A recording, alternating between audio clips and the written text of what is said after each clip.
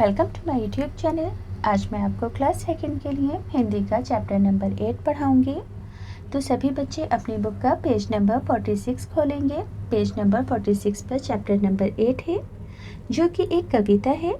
कविता का नाम है तितली और कली। तो बच्चों, सबसे पहले हम कविता के नाम को स्पेलिंग से पढ़ लेंगे, ताकि एग्ज़ाम में लिखते वक्त हमारी कोई भी स्पेलिंग मिस्टेक ना हो। तो सभी बच्चे मेरे साथ दोहराएंगे। ता में छोटी ई की मात्रा ती, ता तित। ला में बड़ी ई की मात्रा ली, तितली। बड़ा ओ रा और। का ला में बड़ी ई की मात्रा ली, कली। तितली और कली। अब बच्चों, इस कविता को किसने लिखा है? शोभा देवी मिश्र ने लिखा है। तो कविता पढ़कर सुनाती हूँ मैं आपको। हरी डाल पर लगी हुई थी नन्ही सुंदर एक कली। तितली उससे आकर बोली, तुम लगती हो बड़ी भली। क्या कहा गया है कि एक हरी डाल थी और उस हरी डाल के ऊपर एक सुंदर सी कली थी, और उस सुंदर सी कली से तितली आकर कहती है कि तुम बहुत सुंदर हो, तुम देखने में बहुत भली, बहुत प्यारी लगती हो। अब जागो तुम आंखें खोलो और हमारे संग खेलो। फैले सुंदर महक तुम्हारी, महके सारी गली गली। फिर तितली कली से क्या कहती है कि अब तुम जाग जाओ, आंखें खोलो और हमारे संग खेलो। और जो तुम्हारी महक है, तुम्हारे खिलने की वजह से और भी जगह फैल जाएगी, क्योंकि कली जब खिलती है तो वो फूल बन जाती है। तो फूल में से तो बच्चों बहुत अच्छी सी महक आती है, इसलिए तितली कली से खुलने को कह रही है। कली चिटक कर खिली रंगीली, तुरंत खेल की सुनकर बात। साथ हवा के लगी भागने, तितली छूने उसे चली। क्या कहा गया है कि जब कली ने तितली की बात सुनी कि तितली मेरे साथ खेलेगी, तो कली तुरंत ही छिटक कर खिल गई और साथ हवा के वो भागने लगी। यानी कि जब हवा के झोंके आते हैं कलियों के ऊपर, छोटी छोटी टहनियों पर पड़ते हैं, तो वो लगातार हवा के साथ झूला सा झूलने लगती है।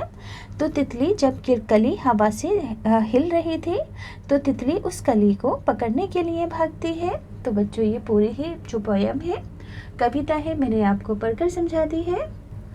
अब है पेज नंबर 47। प्रश्न नंबर 1 है, तितली कली के पास क्यों गई थी? तो बच्चों, आप आंसर में क्या लिखोगे? मैंने इसे लिख लिया है। तो आप लिखोगे कि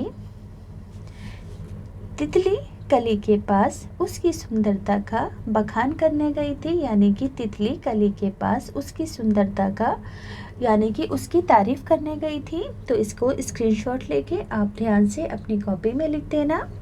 अगला प्रश्न है कि तितली और कली ने क्या खेल खेला? तो आप लिखोगे कि कली छिटक कर खिल गई और तितली उसे छूने के लिए चल पड़ी। कौन सा खेल खेला दोनों ने?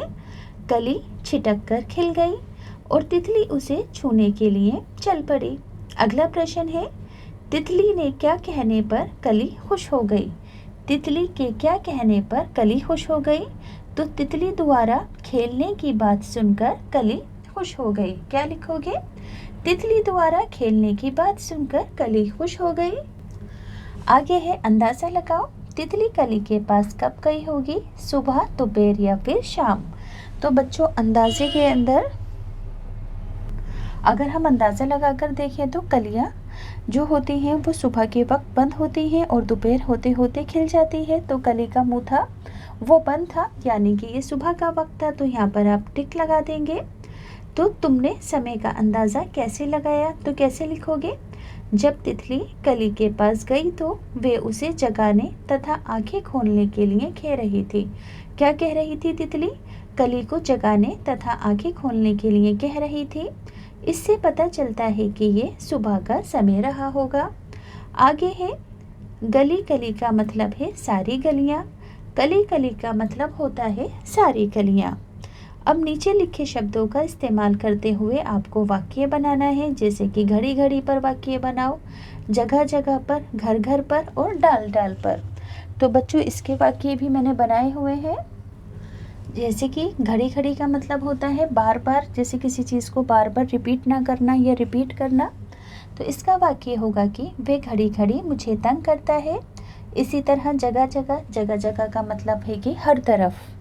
तो वाक्य क्या होगा, शहर में जगह जगह कूड़े के ढेर लगे थे। इसी तरह घर घर, घर घर का मतलब होता है हर घर में। तो वाक्य लिखोगे, दिवाली के समय घर घर दीप जलाए जाते हैं। इसी तरह डाल डाल, तो डाल डाल का वाक्य होगा, उस पेड़ की डाल डाल आमों से भरे थे। आगे है, कविता में से वे शब्द ढूंढो जो सुनने में कली जैसे लगते हैं, जैसे कि कली, भली, गली, लगी, चली। समझ में आया? जैसे कि कौन कौन से हैं, यहाँ पर लिखे हैं कली, भली, लगी, गली और चली, क्योंकि इनकी आवाज़ कैसी है, जैसे कली में से आवाज़ आ रही है, भली है ना, मिलती जुलती आवाज़ वाले शब्द हैं, तो वही शब्द आपको कविता से ढूंढकर यहाँ पर लिखने थे, तो आप खुद भी लिख सकते हो। नीचे दिए शब्दों में कुछ अपने मन से जोड़ो, जैसे कि बोलो, बोलो से मिलता जुलता शब्द अपने मन से आपको जोड़ना है, जैसे कि तोलो और मोड़ो। इसी तरह से तितली से मिलता जुलता शब्द होगा चितली और मितली। इसी तरह डाल से मिलता जुलता शब्द होगा ताल और दाल। आगे है, महके सारी गली गली, पेज नंबर 48। महक तुम्हें अच्छी भी लगती है और बुरी भी, तो अच्छी लगने वाली महक को क्या कहते हैं बच्चों, सुगंध कहते हैं।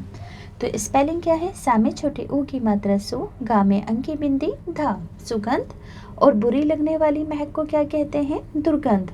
स्पेलिंग कैसे लिखोगे, दा में छोटे ऊ की मात्रा दू, गा में आधा रा, अंक की बिंदी धा, दुर्गंध।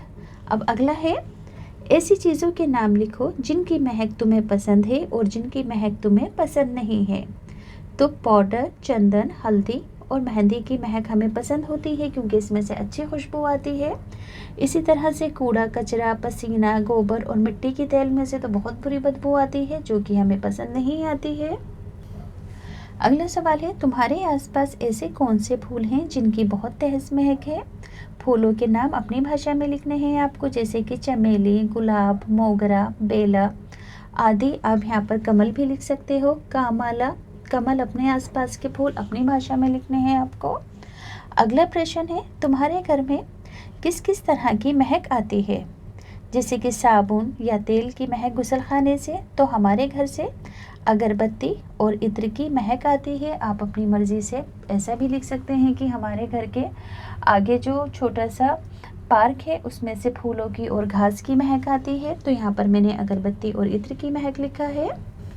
पेज नंबर 49, खेलने के लिए कली तुरंत जाग गई, तुम किस काम के लिए तुरंत जाग जाते हो और किस काम के लिए जागना पसंद नहीं करते हो। तो जागेंगे कौन कौन से कामों के लिए, स्कूल जाने के लिए, खेलने जाने के लिए, पार्क जाने के लिए और साइकिल चलाने के लिए। नहीं जागेंगे बाज़ार से चीज़ें लाने के लिए, छुट्टी वाले दिन, सुबह उठकर होमवर्क करने के लिए या दीदी के पान लाने के लिए। आगे है, हरी डाल पर लगी हुई थी नन्ही सुंदर एक कली, कविता में पौधे की डाल हरे रंग की बताई गई है। नीचे लिखी चीज़ें किन किन रंगों की हो सकती हैं, जैसे कि तितली पीली, नीली, हरी, बहुत सारे रंगों की होती है। बैगन किस रंग का होता है, बैंगनी रंग का। पेंसिल कैसी होती है, सलेटी, लाल, नीली, पीली, कैसी भी हो सकती है। कुर्ता भी आप किसी भी रंग का लिख सकते हो, मैंने यहाँ पर नीला लिखा है। इसी तरह से संतरा नारंगी रंग का होता है।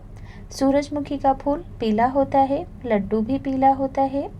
प्याला सफ़ेद रंग का होता है या और भी रंगों के हो सकते हैं। साग कैसा होता है, हरे रंग का होता है। और मिट्टी कैसी होती है बच्चों, भूरी होती है। तो आप इसे भी स्क्रीनशॉट लेके लिख लेना याद से।